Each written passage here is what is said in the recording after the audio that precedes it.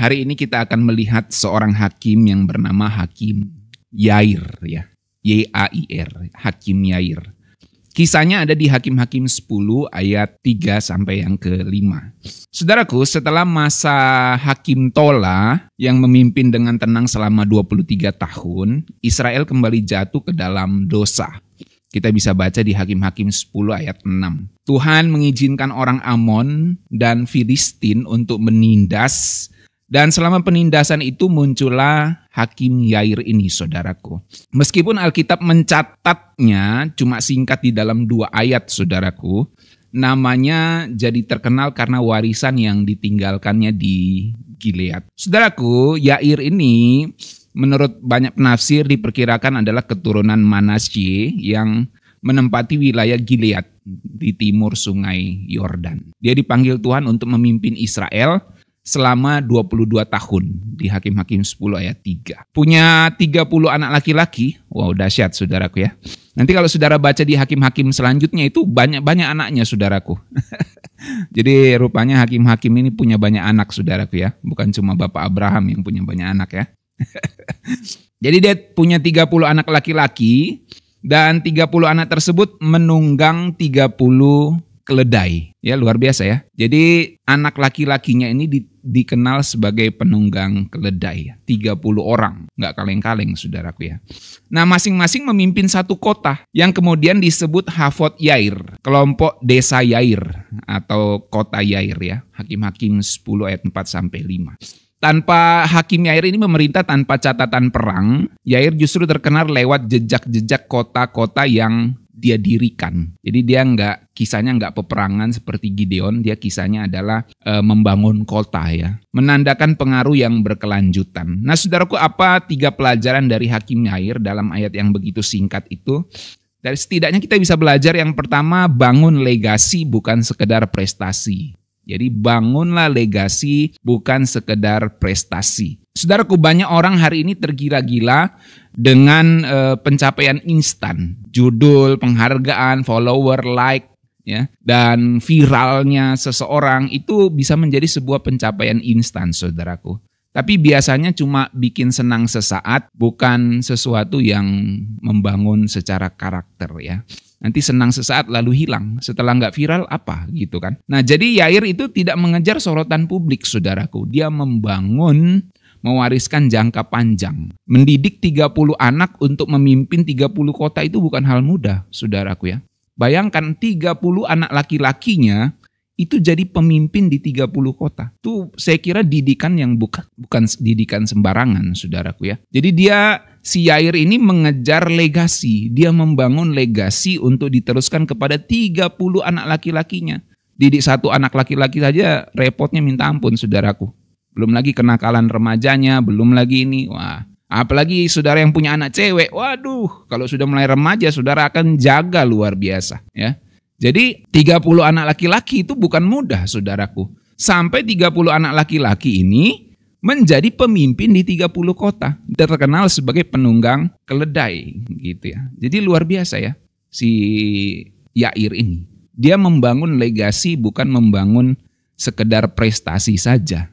Jadi dari situ kita belajar untuk membangun legasi untuk generasi selanjutnya. Bagaimana kita generasi tua ini untuk mewariskan nilai-nilai yang dapat dibangun oleh generasi selanjutnya, saudaraku. Itu penting ya. Jadi jangan cuma pikirin diri kita sendiri, kita mesti pikirkan legasi untuk generasi selanjutnya. Jadi Yair itu tidak mengejar sorotan publik, saudaraku. Dia mewarisi jangka panjang, mendidik 30 anak untuk memimpin 30 kota di Gilead. Dan dia bukan sekedar nampang aja gitu ya. Oh yang penting orang sorot saya gitu. Enggak sekedar nampang.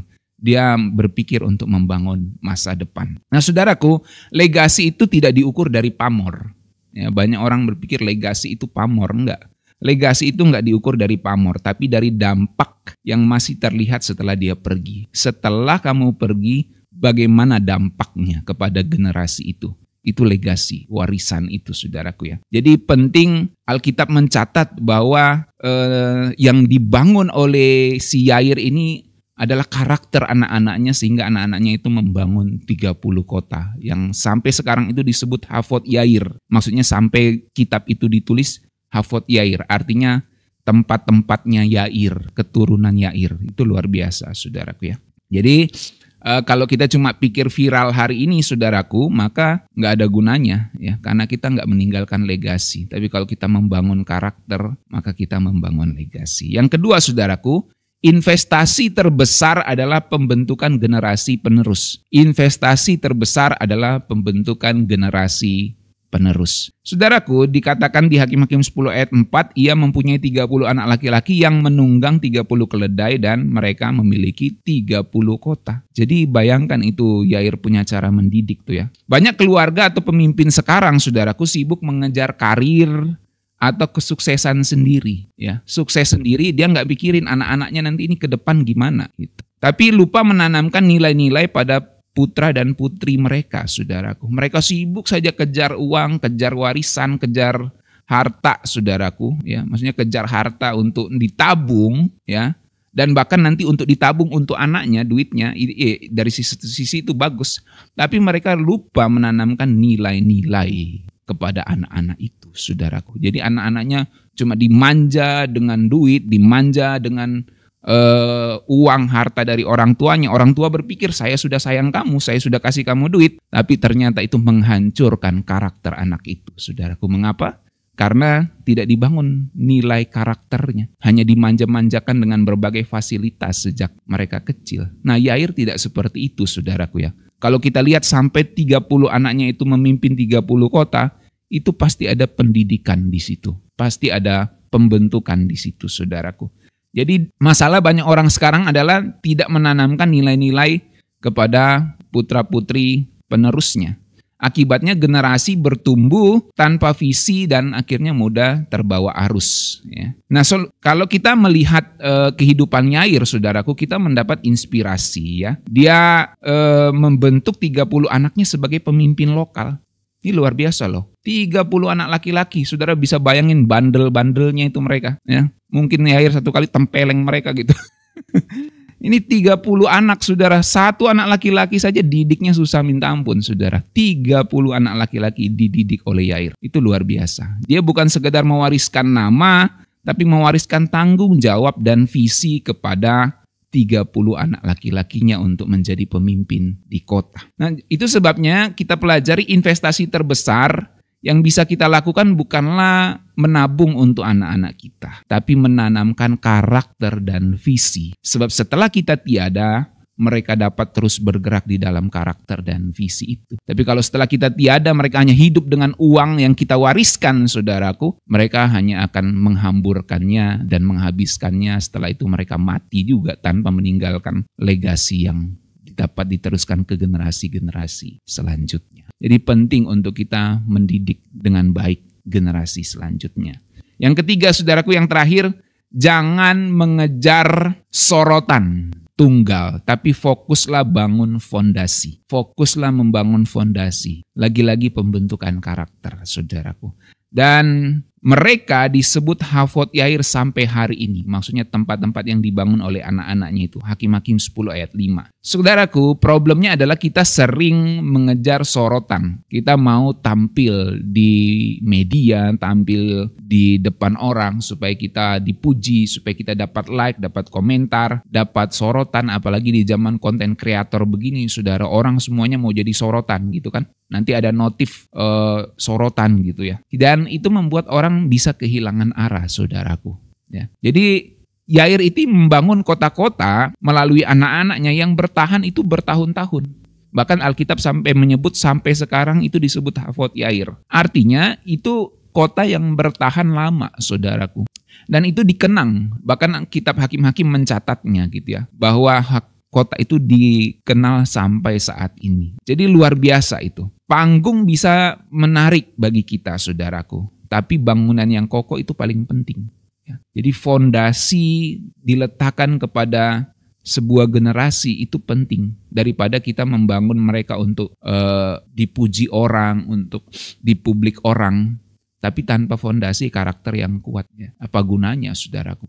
Nanti akhirnya mereka akan jatuh sendiri. Jadi kalau anak-anak itu tidak dididik karakternya dengan baik, lalu kemudian ditampilkan di publik tanpa pendidikan karakter, dia bahaya itu saudaraku, bahaya. Nanti dia bisa rusak sendiri nanti, karena karakternya nggak dibentuk dari awal. Oleh sebab itu penting untuk membangun karakter dengan baik saudaraku, untuk generasi di bawah kita. Saudara-saudara yang sudah punya anak, didiklah anak saudara dengan baik. Karena kalau saudara hanya wariskan duit, hanya wariskan uang, harta, kekayaan kepada mereka, tanpa karakter yang baik, uang saudara dihabiskan nanti. Hanya beberapa hari, beberapa bulan, beberapa tahun saja. Tapi setelah itu mereka rusak dengan harta kekayaan itu. Tapi kalau saudara bangun legasi, karakter, mereka akan jadi pemimpin di masa depan. Bahkan setelah kita tiada, mereka akan terus mewariskan nilai-nilai yang telah kita tanamkan kepada mereka. Maka berpikirlah, investasi jangka panjang itu investasi kepada generasi selanjutnya, saudaraku. Bukan pada harta kekayaanmu.